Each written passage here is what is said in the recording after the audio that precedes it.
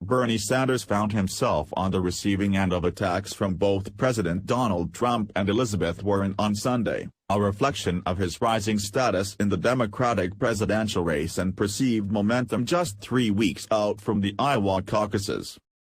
In a tweet, Trump declared, "Wow. Crazy Bernie Sanders is surging in the polls, looking very good against his opponents in the Do-Nothing Party. So what does this all mean? Stay tuned." Sanders responded in the same medium, "It means you're going to lose."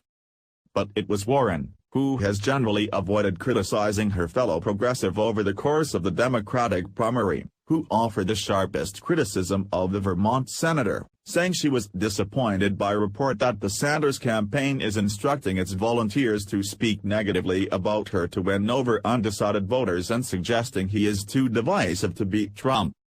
"We cannot nominate someone who takes big chunks of the Democratic coalition for granted. We need someone who will bring our party together," she told reporters after a campaign event in Iowa. "We need someone who will excite every part of the Democratic Party, someone who will be there, someone that every Democrat can believe in." Warren also warned against repeating the factionalism of 2016, during which the unexpected strength of Sanders' challenge to Hillary Clinton's candidacy produced a drawn-out and oftentimes nasty Democratic primary fight that some Democrats saw contributed to Trump's win. Her comments come in response to a report in Politico revealing the Sanders campaign canvassing script suggests volunteers tell voters leaning towards Warren that people who support her are highly educated, more affluent people who are going to show up and vote Democratic no matter what, and that the senator is bringing no new bases into the Democratic Party.